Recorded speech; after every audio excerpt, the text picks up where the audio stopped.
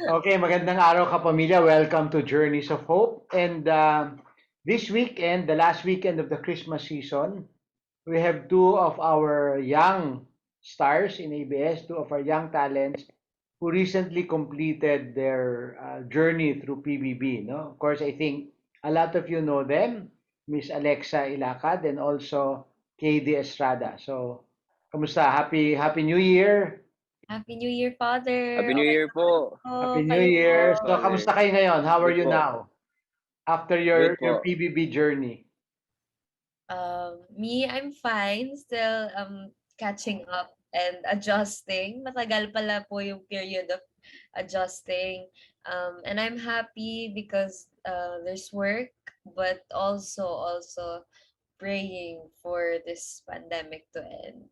Uh, Feels crazy. okay. KD, ikaw kamusta? To be honest po, super happy. Super happy that I got out. Not that I didn't make it. Not happy that I didn't make it to the final five. Pero happy that like it's like a personal goal din po. Happy that I fulfilled the personal goal to come Okay. out. Yeah, to come out like super happy talaga and feeling confident. Yeah, And ayun that's po, I'm fair. still overwhelmed. I'm still overwhelmed with some of the events that are happening nowadays, and I hope everyone out there is doing well then. Hope everyone is coping well. Yeah. Kapit lang guys. But That, ayun po, just yeah, di keeping ba my nga? hopes up. Yeah, sobrang halos lahat ang dami nating kilala na may ano. Well, the at least the bright side of things, 'di ba, is that hindi ganun kaseryoso yung mga sakit. And we pray na it stays that way, ano, 'di ba? And sabi nga, 'di ba, Opo. this is one way for us. Hopefully, we will be able to achieve herd immunity, no? So anyway, so back to your journey, no? So siguro ano, how do you want to share with our viewers, no? Siguro can we start maybe by saying what was the most important blessing that you look back to with your stay in PBB? Tsaka Oh, para malaman lang ng audience natin, hindi tayo scripted, ha? yeah. Oh, This Oh is yes. very, ano to, very open, very informal Opo. chat to, no? Okay. for me, Father, kasi there's not just one. Can I give at Yeah, least no, go ahead. As many as you want. The most blessing? significant, di ba? Okay, blessings that I got from PBB. First of all is the overwhelming love and support, of course, ng taong bayan, which I was very surprised to see nung paglabas ko. It was really overwhelming and I was just really shocked na ganun ho yung reception sa akin, sa amin ni KD, ng buong taong bayan. I really felt the love. And for me, of course, that's such a giant blessing. Oo. Um, Second, siguro would be getting the help that I need Mm-mm. because inside I was diagnosed with severe depression disorder due to body dysmorphia. And for me, it's a blessing in disguise because I was able to also use PBB as a platform to give awareness to Mm-mm. other people. And I really believe that it's something that's needed to be talked about Yeah, talaga. yeah. And para to erase then the stigma about mental health and Correct. get Yeah. an open conversation for other people. Oo. And that I was able to promote talaga that there's strength and vulnerability. That for Wow, me, that's nice, Alexa. The strength and vulnerability. yeah, that's Yeah. something I learned from Kuya talaga, and that's something he told me personally. And lastly, for the blessing is just to be able to meet those new people that I now call family, especially most especially KB. So KD's like at the top of my blessings list. Oh, wow. Very good. Thank Nice, you. nice. Yeah. Thank you, Lex. Thank you, Lex. Thank Uh you. Yes, Kate, go ahead. actually I would say that me and Alexa we have super similar like in the list, the list of blessings. I think we're very similar. Oo. But on the inside the house, I would say one of my blessings talaga first week is that Kuya let me have my guitar. Kuya let me Yes. have my guitar because yeah, it's okay, my guitar talaga is my guitar and just music in general is a coping very is a very common coping mechanism for a lot of people, especially me, because this is really my And yeah, passion. This is especially really we my were work. looking at your background, KDO. Yeah, Pati relo mo, it's all guitar. music. Yeah, and ayun po, I would say um ayun din po. One of the blessings din is the in-house psychologist talaga po, si Doc Randy, which I'm Yeah. super thankful for po. Yeah. And he really did help me and Alexa overcome what we had during our stay in the house. And also I'm also thankful din for sounds super cheesy, like even if we do say this a lot in our lives. We're thankful for Kuya. Because Yeah. without Kuya, there wouldn't be a PBB in the Kahit first kahit place. hindi nyo kilala si Kuya. Kung Kaya di namin kung sino kilala si si Kuya. Kuya, ako Just a kilala ko si Kuya. I know Kuya kasi wow. nung Mother, spill the tea. secret. And you know that Doc Randy was my student when he Wow. was in fourth year high school. That's Yeah, awesome. mabait talaga si Doc Randy ever since, no. And I'm so happy. Opo. I'm so happy that ito yung naging experience nyo.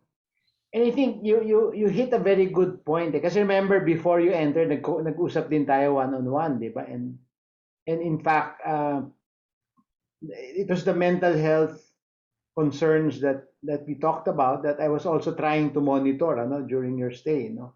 But I knew naman that they had that, no. So I think napakaganda nung point na sinabi nyo na you want to show na it's don't be afraid, 'di ba? Because lahat tayo may dinadaanan, 'di ba? Lahat tayo may dinadaanan. And I think as you said, Lexa, no, yun na nga, 'di ba? It's there is some strength in vulnerability, no, in accepting your vulnerability.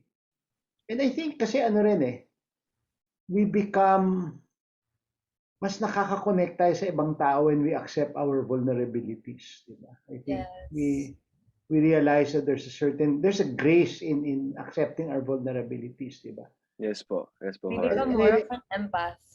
yeah, di ba na? Kasi lalo na sa trabaho ninyo. You have to look good, di ba? You have to look kailangan lagi kayong pogi at beautiful, di ba? Na Yeah, which is not the case all the time. yeah, 'di ba? So in my discussions with ABS, no, the people handling our talents.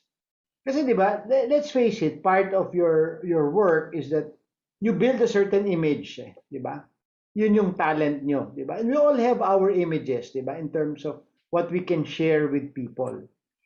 And it so happens that in general, but more so in the entertainment industry, it's always best foot forward, 'di ba? And yet I think part of the reason why overwhelming yung pagtanggap sa inyo ng tao paglabas nyo ng bahay ni Kuya is nakita nila yung other side of you that they could identify with, 'di ba? That they could connect with, 'di ba? Opo. So, can you share that? Can you share how that acceptance of that vulnerability and realizing that I can work on this, 'di ba? 'Di ba? Ito, Yeah. KD, can I tell them yung nag-usap tayo na bumubulong pa sa akin si KD. Di ba? Can I tell them Oh that? yeah, opo. Sabi sa akin ni KD, kasi nung first time namin nag-usap ni KD, ang sama nung connection. Di ba? Okay, you remember KD? Opo, yeah, the Wi-Fi was The really bad Wi-Fi, so po. paputol-putol. And then, Super bad, putol-putol. sabi ko kay KD, minessage ko siya through the staff. Do you want to talk again? And then KD said, yes, di ba? Can we talk again? So, nag-usap kami. Tapos si KD bumubulong, Father, sa atin muna lang. Dapat alam nyo, there's a glow in the two of you now, di ba? I don't know if Thank you anybody po. told you that, na meron kayong Oh glow yeah, ngayon opo. compared So to, many people have Actually, told yeah, us so many that, people Father, told us. Parang actually. after PBB, me and Alexa had the glow up. Yeah. When we grow up. Pero, I'll throw this to you. I want you to react to what I'm going to say. I always tell young people, and even the older people, ako kasi paniwalang-paniwala ako dito. And I sort of built my ministry on this also eh.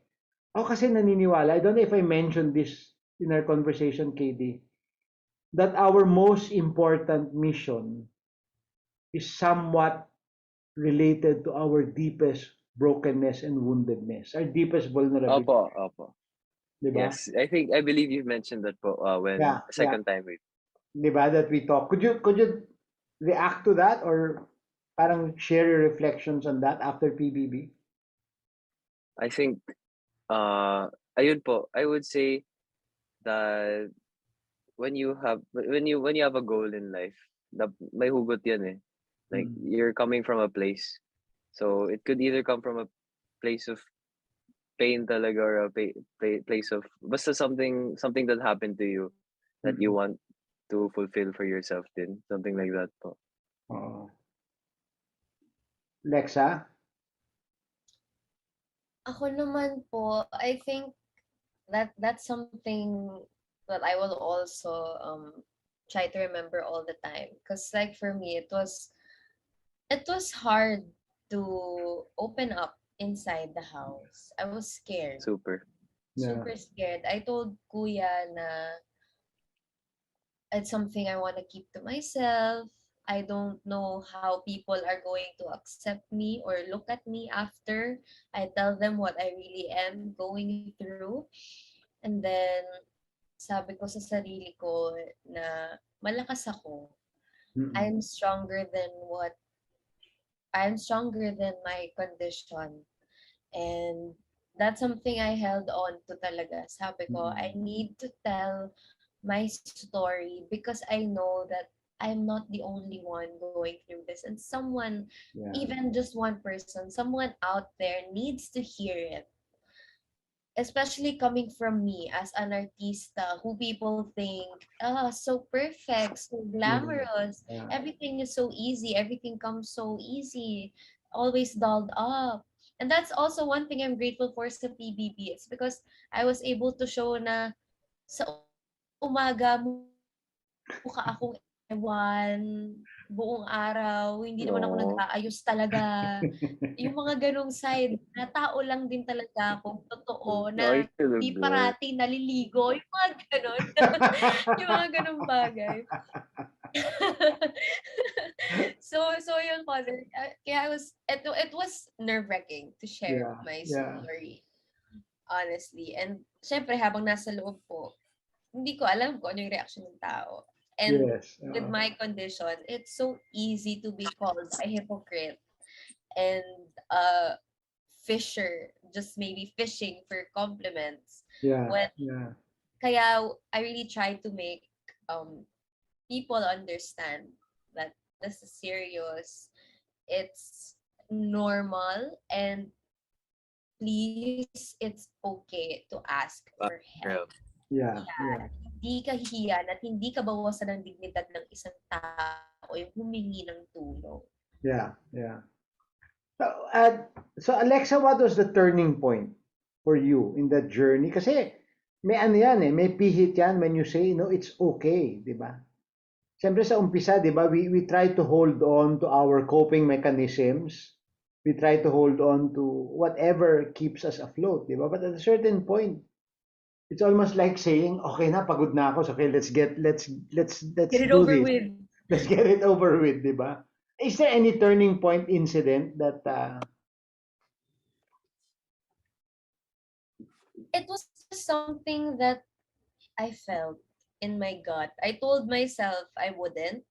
And then there was this time during our sharing about healing and the things we want to heal from, mm, where I had so many ideas because I'm healing from so many other things aside from my condition.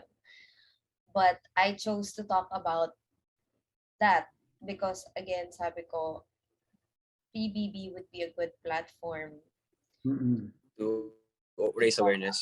To raise Yeah, awareness for other people. And I had no coping mechanism inside. If KD had his guitar, I had nothing. I just had myself. So it got to a point na napagod na rin talaga ako, and I said, you know what?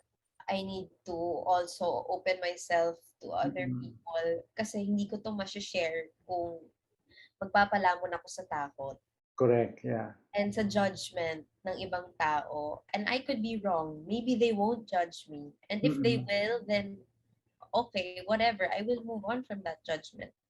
Yeah. So thankfully, everything turned out well, and um, I was able to achieve my goal, which is to Yeah. raise awareness. And I know personal other celebrities who reached out to me, saying na they're also going through the same thing, that Mm-mm. it's so brave to talk about it.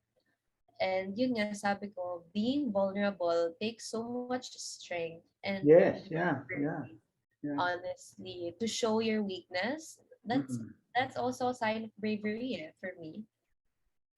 Yeah. And I think I think maganda yung point talaga niyon. It's in the vulnerability, our acceptance that we will discover our real strength, di ba? Doon natin madi-discover. How about you, KD? Ano yun naman yung turning point mo in terms of let's do this. Let's come to terms with this, di ba? Yun actually, it's me and Lex. I would say me and Lex have like the same journey that I go me and Lex. Because Mm. when Lex opened up, it encouraged me to open up about it then. Because I was last. I was going last. So He didn't want to open up. I didn't want to open up. Actually, Lex was supposed to choose me to open up next, Uh, but I said no, not yet. But I built up the courage because like if Alexa can talk about it, she's brave enough to do it, then I'll get strength from her to do it then. mm. So parang ano, when you saw her do it, okay, parang it gave you the courage to do it also, no? Yeah, opo. Oh, so yeah, good, good. Okay, so okay, how does this now change your going back now to your regular careers, no? How has this changed your view, maybe even your path, your career plans? Anong naging impact nito in looking at your future now, no?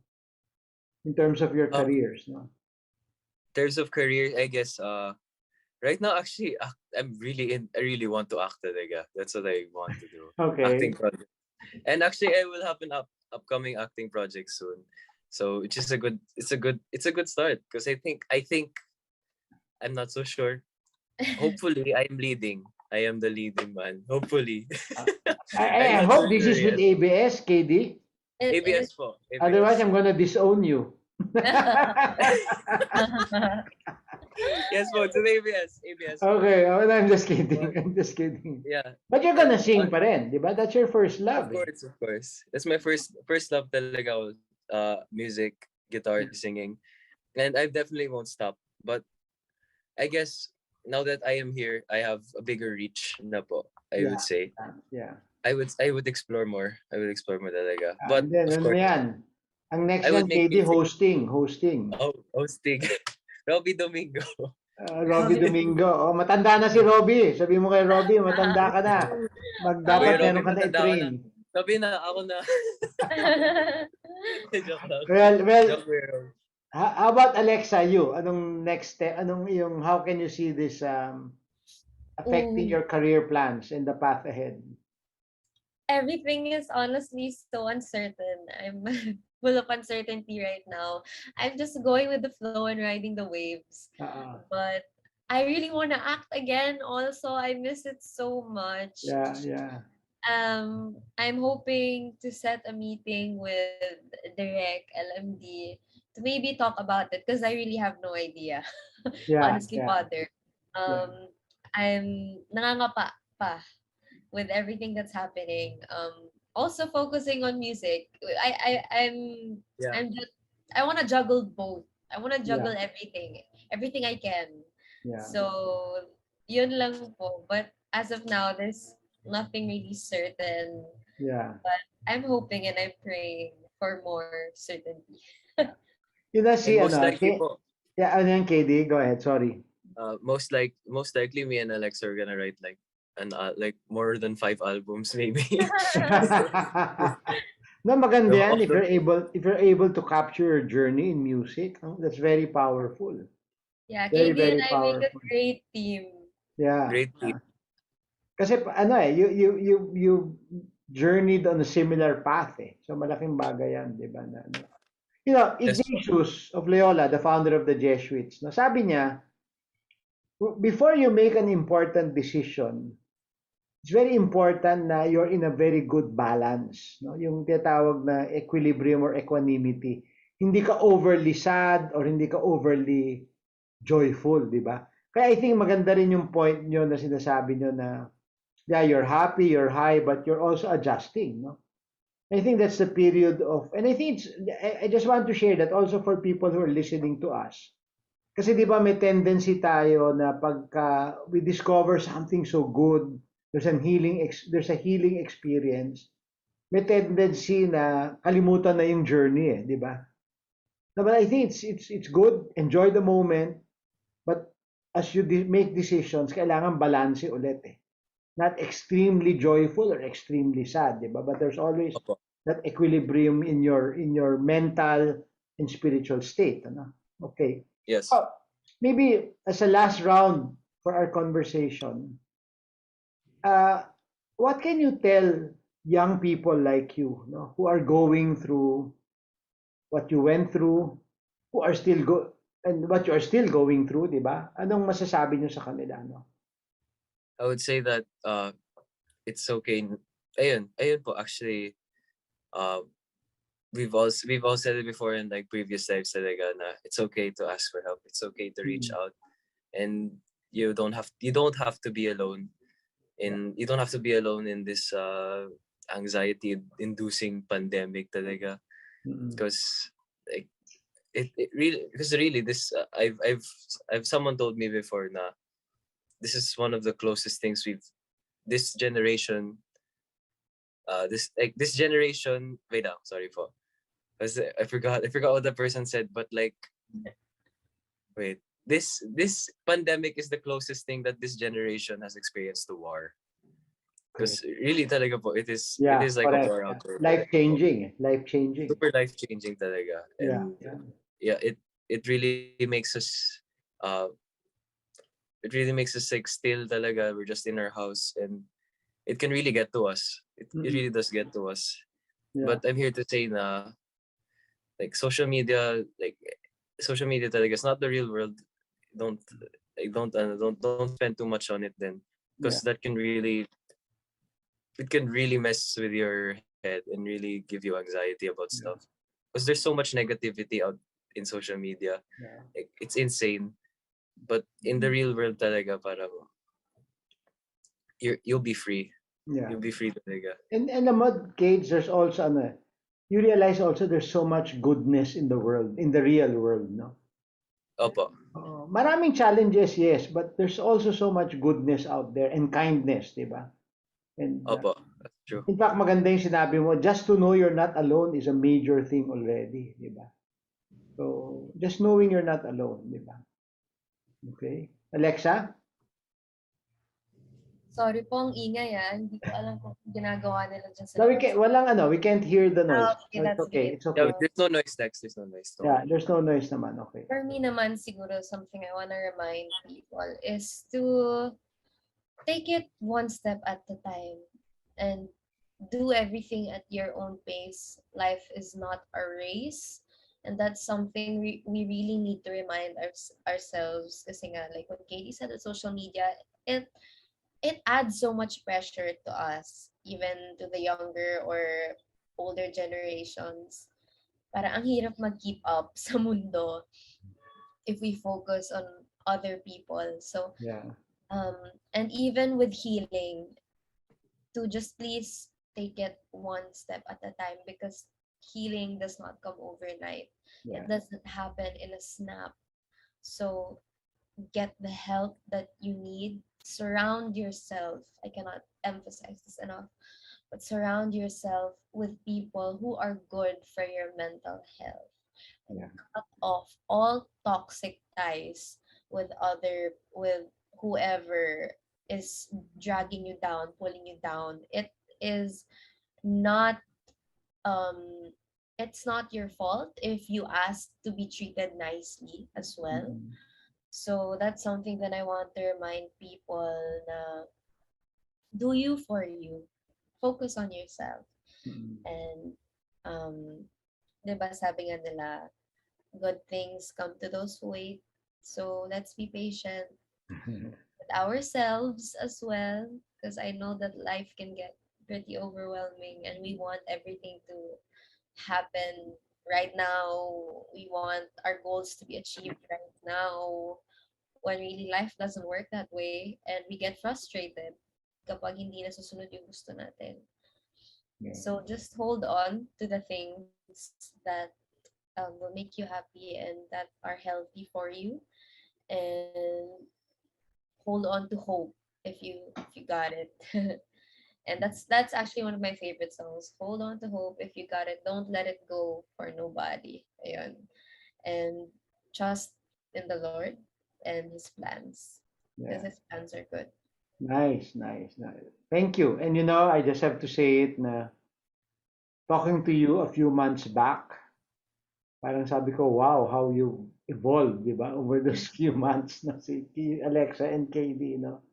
And okay, last, we have a few minutes pa. We have 1 or 2 minutes. Go Sige fun. po. Anong theme song ninyo in your journey? Theme song. What's your theme song, Alexa? What's your theme song, KD? If you are to choose a song to describe your journey. Siguro Keep Holding On by Avril Lavigne. Can you sing a line or two? Oh my gosh, what's the lyrics? Keep holding on, 'cause you know we'll make it through. Just stay strong, 'cause you know I'm here for you. May gitara pa si KB. Daya, Just wala to ako. get this. Nice, nice, Alexa. Thank you. Okay, KD, take it away. So I guess from the top of my head talaga, Justin Bieber, Hold On. I need you to hold Yeah, on. yeah, yeah. Ooh, I That's my love it. workout. Yeah, I love it. Oh, wait. What's that? You know you can call me if you need someone. I'll pick up the pieces if you come undone. Painting stars up on your ceiling 'cause you wish that you could find some feeling there. You know you can call me if you need someone. I need you to hold on. Tell me there's a place not too far away. 'Cause I know how it feels to be the one that can stay. Hey, buddy. Take my hand and hold on. Tell me everything that you need to say. 'Cause I know how it feels to be someone. Feels to be someone who loses the way. Yeah. Thank you very much, Alexa and KD. Thank So you, thank you and Father.